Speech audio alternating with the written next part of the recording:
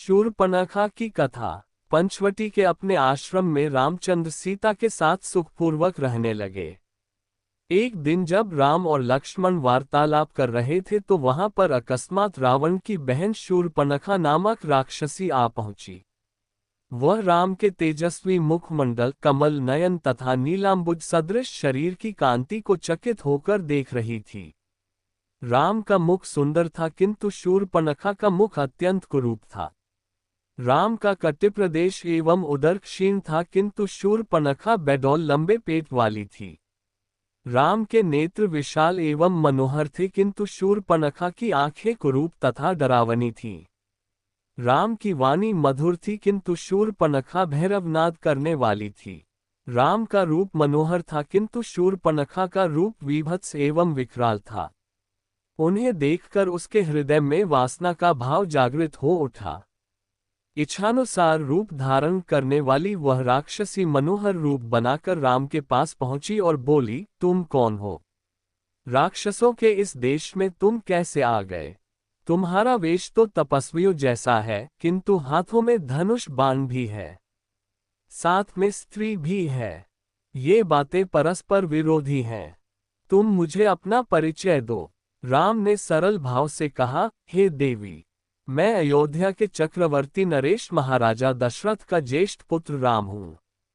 मेरे साथ मेरा छोटा भाई लक्ष्मण और जनकपुरी के महाराज जनक की राजकुमारी तथा मेरी पत्नी सीता हैं। पिताजी की आज्ञा से हम 14 वर्ष के लिए वनों में निवास करने के लिए आए हैं।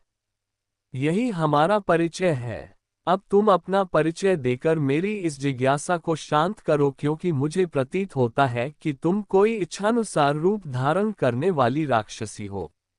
राम के प्रश्न का उत्तर देते हुए वह राक्षसी बोली, मेरा नाम शूर्पणखा है। मैं लंका के नरेश परम प्रतापी महाराज रावण की बहन हूँ। समस्त संसार में विख्यात विशालकाय कुंभकर्ण और परम नीतिवान विभीषण भी मेरे भाई हैं। वे सब लंका में निवास करते हैं। पंचवटी के स्वामी अत्यंत पराक्रमी खर और दूषण भी मेरे भाई हैं। संसार में शायद ही कोई वीर ऐसा होगा जो इन दोनों भाइयों के साथ सम्रभूमि में युद्ध करके उन्हें पराजित कर सके। मैं सर्व प्रकार से संपन्न हूँ और अपनी इच्छा तथा शक्ति से समस्त लोकों में विचरण कर सकती हूँ। ये तुम्हारी पत्नी सीता मेरी दृष्टि में कुरूप, ओछी, विकृत मानवी है और तुम्हारे योग्य नहीं है। अतः तुम मेरे पति बन जाओ, मैं ही तुम्हारे अनुरूप हूँ। इस अबला सीता को लेकर तुम क्या करोगे? तुम्हारी भार्या बनने के पश्चात मैं तुम्हारे भाई और सीता को खा जाऊंगी और तुम्हारे साथ विचरण करूंगी। उसके प्रस्ताव के उत्तर में राम मुस्कुराते हुए बोले, भाद्रे, तुम देख रही हो कि मैं विवाहित हूं और मेरी पत्नी मेरे साथ है। हाँ, मेरा भाई लक्ष्मण यहाँ अकेला है। वह सुंदर, शीलवान एवं बल पराक्रम से संपन्न है।